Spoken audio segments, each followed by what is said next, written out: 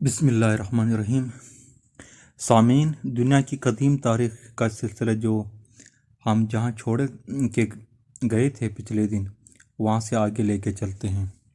آئیں شروع کرتے ہیں اللہ کا نام لے کر، جو بڑا مہربان نہایت رحم کرنے والا ہے۔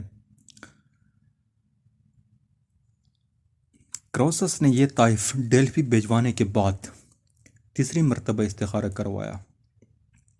اب وہ اس سوال کا جواب چاہتا تھا، کیا میری بادشاہت طویل مدت تک رہے گی؟ کہنہ نے مندرجہ ذیل جواب دیا، اس وقت تک انتظار کرو کہ جب ایک ٹیٹو میڈیا کا حکمران بن جائے گا۔ اے نفیس لڑائی، تب ہر مس کے کنکروں سے دور چلے جانا، اور وہ جلدی چلے جانا، بزدلی دکھانے پر شرمسار نہ ہونا۔ موصول شدہ تمام جوابات میں سے اس جواب نے اس سے بہت زیادہ خوش کیا، کیونکہ میڈیا پر ایک ٹٹو کی حکومت قائم ہونا ناممکن لگتا تھا۔ چنانچہ اس نے نتیجہ اخذ کیا کہ وہ یا اس کی اولاد ہمیشہ حاکم رہے گی۔ پھر اس نے حلیف بنانے کے مسئلے پر توجہ مرکوز کی اور معلوم کرنا چاہا کہ یونانی ریاستوں میں سے طاقتور ترین کون ہے۔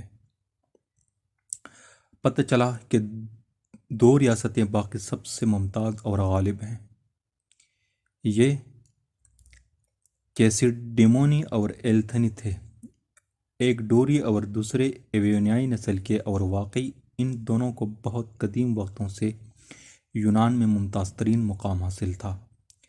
ایک پیلاسجی اور دوسرے ہیلینیائی لوگ تھے، ایک نے کبھی اپنا اصل وطن نہیں چھوڑا تھا اور دوسرے بہت زیادہ ہجرت کرتے رہے، کیونکہ ڈیوکالیون کے دور حکومت میں فتیوتس کا مالک ہیلینیائیوں کا مسکن تھا، مگر ہیلن کے بیٹے ڈورس کے دور میں وہ اوسا اور اولمپس کے دامن والے خطے میں چلے گئے جو ہتیاوتس کا کہلاتا تھا۔ کاؤمیوں نے انہیں اس علاقے سے باہر نکالا اور میسیڈینی کے نام سے پنڈس کے سلسلہ کوہ میں مقیم ہوئے۔ تب وہ ایک مرتبہ پھر نکالے گئے اور ڈرائیوپس میں آئے، اور ڈرائیوپس سے پیلوپونیسے میں داخل ہوئے اور ڈورین یا ڈوری کہلانے لگے۔ میں یقین سے نہیں کہہ سکتا کہ پیلاسجی کی زبان کون سی تھی، تاہم اگر ہم موجودہ دور کی پیلاسجی بولی یا ان شہروں میں سے کسی ایک کی بولی سے رائے قائم کریں جو بالاصل پیلاسجی تھے لیکن اب یہ نام ترک کر چکے ہیں، تو ہم یہی قرار دیں گے کہ پیلاسجی ایک بربری زبان بولتے تھے۔ اگر واقعی ایسا تھا اور ساری پیلاسجی نسل یہی زبان بولتی تھی، تو ایلتھینیوں نے، جو یقیناً پیلاسجی تھے، ضرور اپنی زبان عین اس وقت تبدیل کی ہوگی جب وہ ہیلینیائی تنظیم میں شامل ہوئے، کیونکہ یہ امر یقینی ہے کہ اگر کرسٹن کے لوگ اپنے تمام پڑوسیوں سے مختلف زبان بولتے ہیں، اور یہ بات پیلاسانیوں کے معاملے میں بھی درست ہے جبکہ دونوں لوگ ایک ہی زبان بولتے تھے، اس سے پتہ چلتا ہے کہ وہ آج بھی اپنے محاوراتی فقرے قائم رکھے ہوئے ہیں جنہیں وہ اپنے ملکوں سے لے کر یہاں آئے تھے۔ ہیلینیائی نسل نے کبھی اپنی بولی تبدیل نہیں کی۔ بہت بڑی بات ہے کہ یار ایسے لوگ بھی تھے جنہوں نے کبھی اپنی بولی تبدیل نہیں کی، لیکن آج کل کے لوگ تو اس قدر گرے ہیں کہ دوسروں کی تقلید میں کیا کچھ نہیں کرتے ہیں۔ یہ گری حرکتیں ہمارے معاشروں میں تو جو آپ دیکھتے ہیں، ہمیں یاد دلانے کی ضرورت تو نہیں۔ کم از کم یہ بات مجھے بدئی لگتی ہے۔ یہ پیلاسجی کی ایک شاخ تھی جو مرکزی تنے سے جدا ہو گئی، اور شروع میں اس کی تعداد کم اور طاقت قلیل تھی، لیکن یہ درجہ بدرجہ پھیلی اور قوام کے انبوہ کثیر کی صورت اختیار کر گئی۔ اس میں اضافہ کی بڑی وجہ بربریوں کے کثیر التعداد قبائل کی شمولیت تھی۔ دوسری طرف میرے خیال میں پیلاسجی ایک بربری نسل تھے جن کی تعداد کبھی بہت زیادہ نہیں ہوئی۔ ان دونوں اقوام کے حالات معلوم کرنے پر کروسس کو پتہ چلا کہ ایلتھنی شدید دباؤ اور انتشار کی حالت میں تھے، اور اس وقت بقرات کا بیٹا پسیسٹاٹس ایتھنز کا فرمان روا تھا۔ بتایا جاتا ہے کہ جب ہپوکرائٹس ایک پرائیویٹ شہری تھا تو ایک دفعہ کھیلیں دیکھنے اور اولمپیا گیا جب اس کے ساتھ ایک حیرت انگیز واقعہ پیش آیا۔ وہ قربانی دینے میں مصروف تھا کہ قریب ہی مجرموں کے گوشت اور پانی سے بھری ہوئی دیگیں آگ کی مدد کے بغیر ابلنے لگی اور پانی برتنوں سے باہر گرنے لگا۔ اتفاق سے وہاں موجود لیسیڈیمونی چیلوں نے یہ عجوبہ دیکھ کر ہپوکریٹس کو مشورہ دیا کہ اگر وہ غیر شادی شدہ ہے تو کبھی ایسی عورت کو بیوی نہ بنائے جو بچے کی ماں بن سکتی ہو۔ اگر اس کے گھر میں بیوی موجود ہے تو وہ اسے واپس بھیج دے، اگر اس کا کوئی بیٹا ہے تو اس سے لا تعلقی اختیار کر لے۔ ہپوکریٹس نے چیلون کی نصیحت کو ناگواری کے ساتھ نظر انداز کر دیا اور کچھ عرصہ بعد پسیسٹائس کا باپ بنا۔ جب ایٹیکا میں ساحل سمندر کی جماعت الکماون کے بیٹے میگاکلیس اور میدان کی جماعت ایک ارسطو پسند لائکرگس کی سرگردگی میں باہم سرپیکار تھیں تو اس پسیسٹاٹس نے فرمان روا بننے کا منصوبہ بنایا اور اس خیال کے تحت تیسری جماعت قائم کی۔ اس نے باڑے کے فوجیوں کا ایک دستہ اکٹھا کیا، خود کو پہاڑی باشندوں کا محافظ بنایا اور مندرجہ حکومت عملی اپنائی اور درج ذیل جو کہ ہم بیان کرنے والے ہیں حکمت عملی اپنائی۔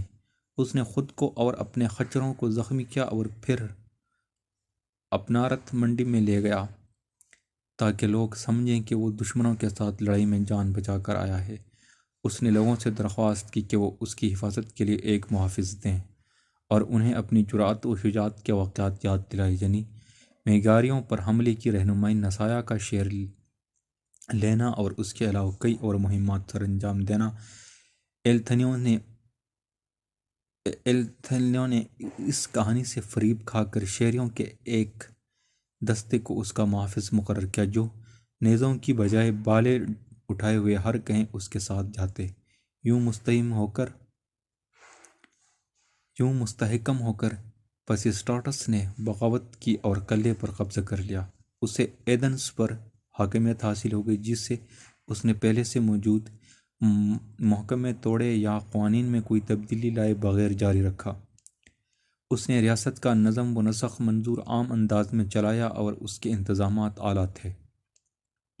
تاہم مختصر وقت کے بعد میگاکلیس اور لائکرگس کے کرائے کے فوجیوں نے باہمی اختلافات بلانے کا معاہدہ کیا اور اسے باہر نکالنے کے لیے متحد ہو گئے۔ پسیسٹاٹس اپنی طاقت مضبوط ہونے سے پہلے ہی کھو بیٹھا، تاہم ابھی وہ معزول ہوا ہی تھا کہ اسے بے دخل کرنے والے دھڑے دوبارہ لڑنے لگے اور آخرکار میگاکلیس نے تھک کر پسیسٹاٹس کو اس شرط پر دوبارہ تخت نشین کرنے کی پیشکش کی کہ وہ اس کی بیٹی سے شادی کرے گا۔ پسیسٹاٹس مان گیا اور ان شرائط پر دونوں کے درمیان ایک سمجھوتہ طے پایا۔ اس کے بعد اسے دوبارہ حاکم بنانے کی حکمت عملی پر کام شروع ہو گیا۔ ان کا سوچا ہوا منصوبہ نہایت احمقانہ تھا، بالخصوص اس حوالے سے کہ یونانی بہت قدیم وقتوں سے ہی اپنی اعلیٰ دانش کی بنیاد پر بربریوں سے ممتاز رہے ہیں، اور یہ بھی یاد رہے کہ انہوں نے جن لوگوں کو فریب دینا چاہا تھا وہ نہ صرف یونانی بلکہ چالاکی میں تمام یونانیوں سے افضل ایلتھنی تھے۔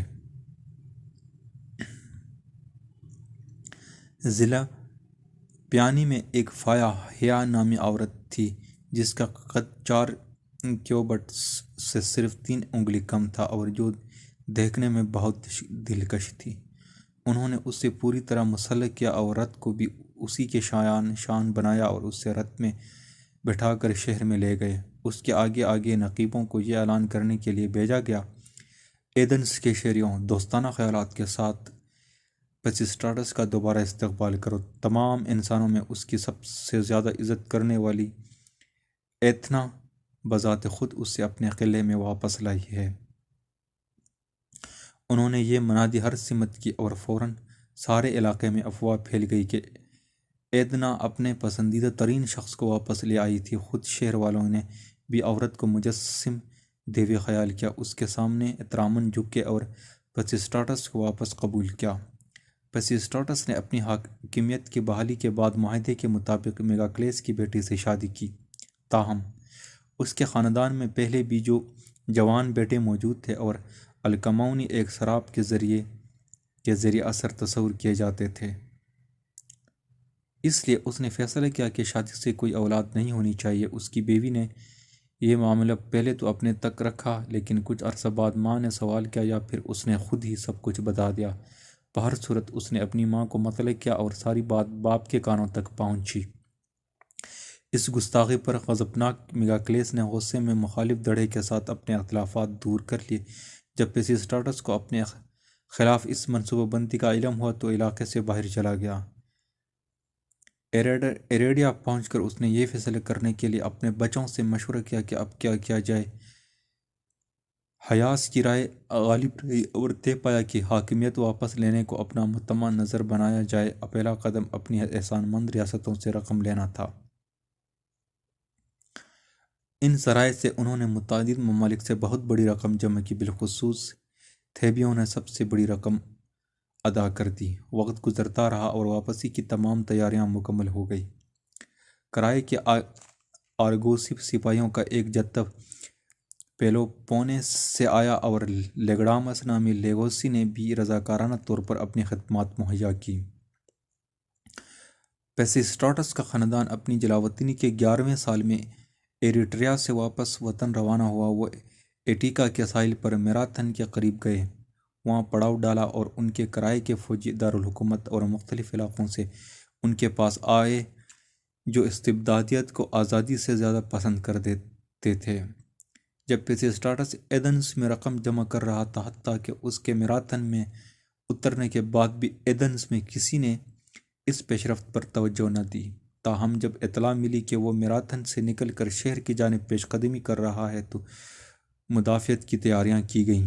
ریاست کی ساری طاقت بروئے کار لائی اور وطن پرٹ جلاوطنوں کے خلاف صف آرا کر دی گئی۔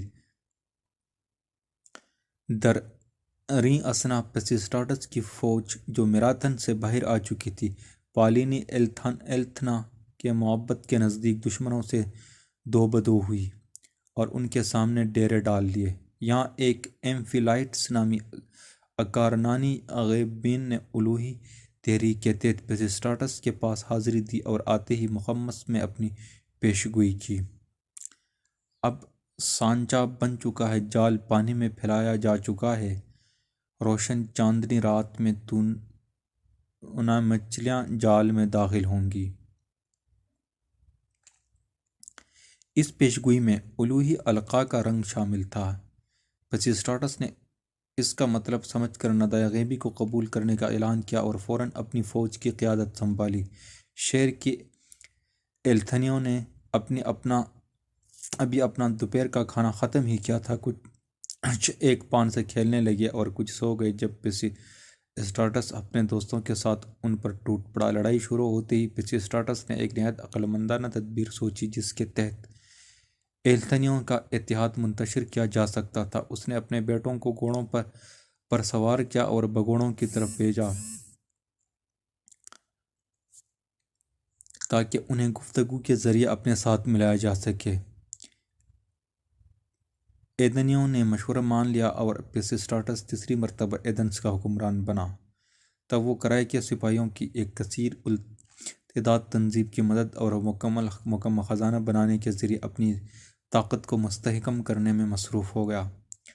خزانے کے ذرائع کچھ تو مقامی اور کچھ دریائے اسٹرائمون کے آس پاس والے ممالک تھے۔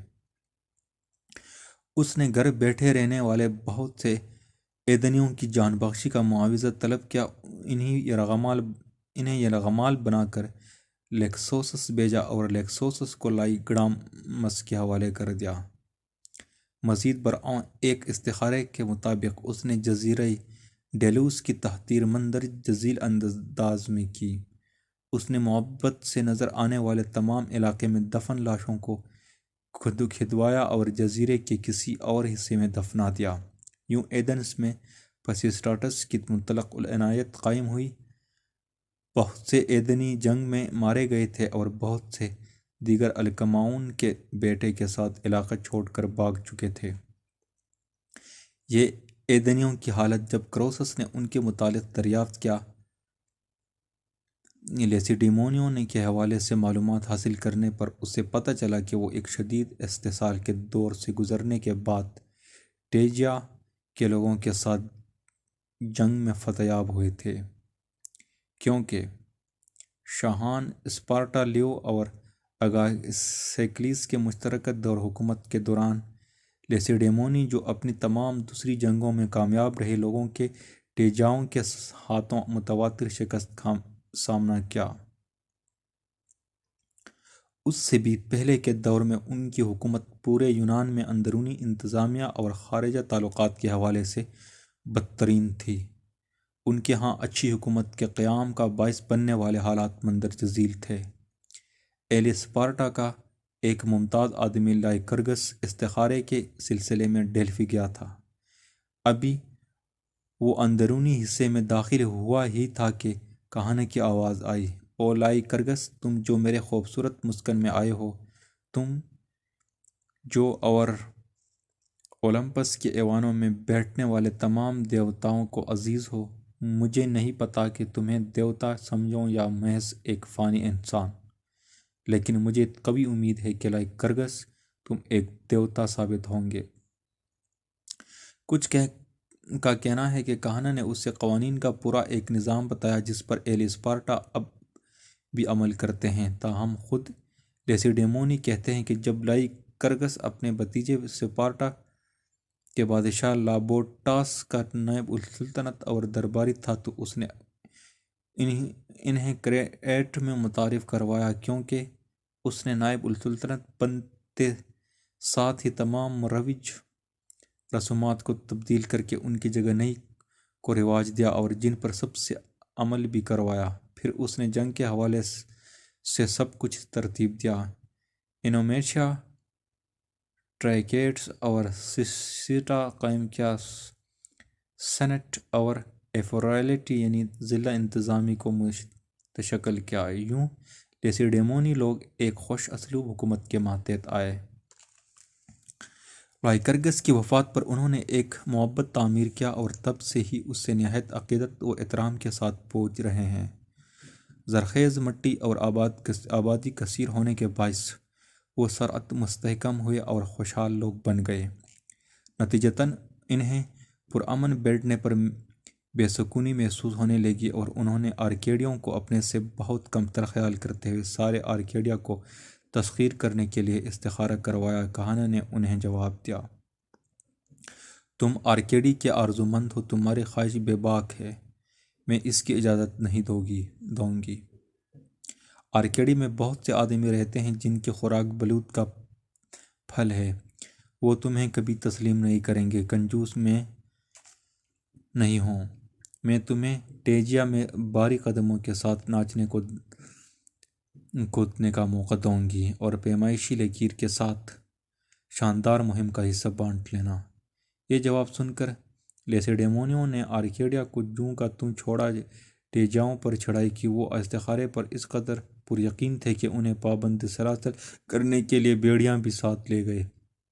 تاہم جنگ ان کے خلاف رہی اور بہت سے لیسیڈیمونی دشمن کے ہاتھ لگ گئے۔ پھر یہ لوگ اپنے ساتھ لائی ہوئی بیڑیاں ہی پہن کر قطار کی صورت میں ٹیجیائی میدان میں محنت و مشقت کرتے رہے۔ ان کی وہ بیڑیاں آج بھی ٹیجیا میں اس مقام پر محفوظ ہیں جہاں انہیں ایتھنا کے معبد کی دیواروں کے گرد لٹکایا گیا تھا۔ ٹیجیاؤں کے ساتھ اس تمام ابتدائی لڑائی کے دوران لیسیڈیمونیوں کو صرف شکست کا سامنا ہوا، لیکن کروسس کے عہد میں الیگزینڈریڈس اور آرستو کے بادشاہوں کے دور حکومت میں قسمت ان کے اوپر مہربان ہو گئی، جیسا کہ میں اب بیان کروں گا۔ انہوں نے ہر مقابلے میں اپنے دشمنوں کے ہاتھوں درگت بننے پر ڈیلفی سے یہ استخارہ پوچھا کہ وہ ٹیجیاؤں کے خلاف جنگ میں غالب آنے کے لیے کس دیوتا کی خوشنودی حاصل کریں۔ کہانا کا جواب تھا کہ غالب آنے سے قبل انہیں اگامیمن کے بیٹے اور سیٹس کی ہڈیاں اسپارٹا منتقل کرنا ہوں گی۔ اس کا مدفن ڈھونڈنے میں ناکامی پر انہوں نے کہانا سے دوبارہ رجوع کیا اور دیوتا سے پوچھا کہ اس سورما کو کہاں دفن کیا گیا تھا؟ انہیں مندرجہ جواب ملا، آرکیڈی ٹیجیا ایک ہموار اور مسطح میدان قائم ہے۔ وہاں ہمیشہ سے دو ہوائیں چل رہی ہیں، ایک جونکا دوسرے کا جواب دیتا ہے اور بدی پر بدی پڑتی ہے۔ وہاں نہایت زرخیز مٹی اتریدیس کے بیٹے کی پناہ گاہ ہے، تم اس سے اپنے شہر میں لاؤ اور ٹیجیا کے آقا بن جاؤ۔ اس جواب کے بعد بھی لیسیڈیمونیوں کو جائے دفن کا پتہ لگانے میں کوئی مدد نہ ملی، مگر وہ بڑے جوش و جذبے کے ساتھ تلاش میں سرگرم رہے۔ آخر کار ایک آدمی لائکس نے اس کا سراغ لگا لیا۔ وہ اگیتھوریجن نامی ایلی اسپارٹا میں سے ایک تھا۔ اگاتھوریگی وہ شہری ہیں جو بطور شہسوار ملازمت کرتے ہیں۔ ہر سال 5 معمر ترین شہسوار نائٹس باہر روانہ ہوتے ہیں، اور وہ اس بات کے پابند ہیں کہ روانگی کے بعد ریاست انہیں جہاں بھی بھیجے وہاں جائیں اور اس کی خدمت میں مستعد رہیں۔ جب اس جتھے نے جزون خوش قسمتی اور جزون اپنی عقل مندی کے ساتھ مدفن تلاش کر لیا تو لائکس بھی ان 5 میں شامل تھا۔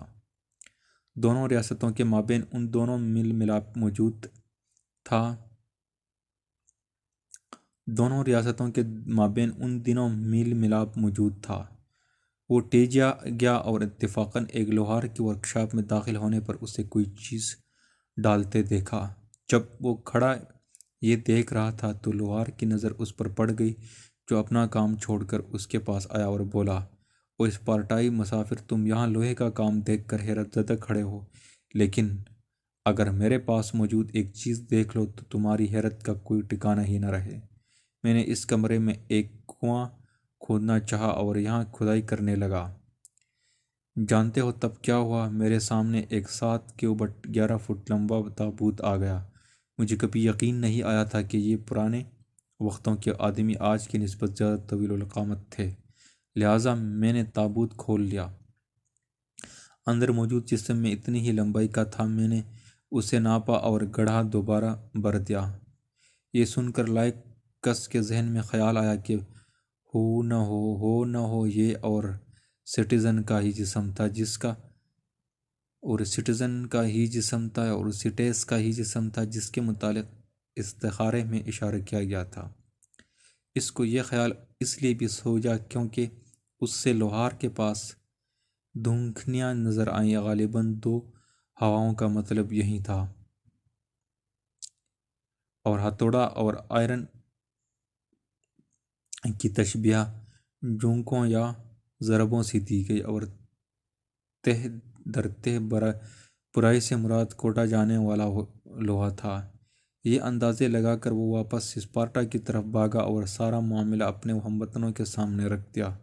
جلدی انہوں نے ایک سوچی سمجھی سازش کے تحت اس پر ایک الزام عائد کیا اور قانونی کارروائی کا آغاز کر دیا۔ لائکس ٹیجیا چلا گیا اور آ کر لوہار کو اپنی بدقسمتی کے متعلق بتایا اور اس کا کمرہ کرائے پر مانگا۔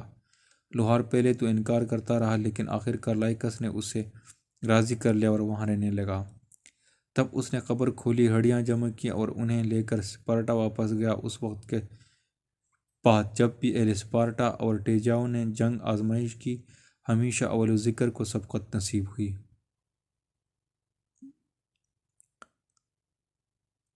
اور وہ اس وقت تک جس کا ذکر ہم کر رہے ہیں زیادہ تر پیلوپونیوں کے حکمران رہے۔ یہ تمام حالات معلوم کر کے کروسس نے اپنے قاصدوں کو طائف دے کر اسپارٹا بھیجا تاکہ انہیں اس کا حلیف بننے پر آمادہ کر سکیں۔ انہیں سخت ہدایات دی گئیں کہ انہیں اسپارٹا جا کر کیا کہنا ہے۔ ایلیلیڈیا اور دیگر اقوام کے بادشاہ، کروسس نے ہمیں آپ کے پاس یہ پیغام دے کر بھیجا ہے، او لیسیڈیمونیوں، دیوتا نے مجھے یونان کے ساتھ دوستی کرنے کا حکم دیا ہے۔ چنانچہ استخارہ کے مطابق یہ جان کر کہ آپ یونان میں اول درجے رکھتے ہیں اور تمام تر ایمانداری اور خلوص کے ساتھ آپ کو اپنا دوست اور حلیف بنانے کے لیے میں آپ سے رجوع کرتا ہوں۔ لیسیڈیمونیوں کو اس استخارے کے متعلق پہلے سے علم تھا۔ وہ قاصدوں کی آمد پر خوشی سے بھر گئے اور فوراً دوستی و وفاداری کا حلف اٹھا لیا۔ اس سے پہلے انہوں نے معاہدے کرنے میں کبھی اتنی تیزی نہ دکھائی تھی۔ ایک مرتبہ انہوں نے اپالو کے مجسمے میں استعمال کے لیے کچھ سونا خریدنے کے لیے اپنے کارندے ساردیس بھیجوائے۔ یہ مجسمہ آج بھی لاکونیا میں تھورناکس کے مقام پر موجود ہے، تو کروسس نے انہیں مطلوبہ سونا بلا قیمت تحفے میں دے دیا۔ سامعین، آج کے لیے اتنا ہی کافی، انشاءاللہ پھر ملیں گے ایک مزید قسط کے ساتھ۔ تب تک کے لیے اجازت چاہیں گے۔ اللہ حافظ۔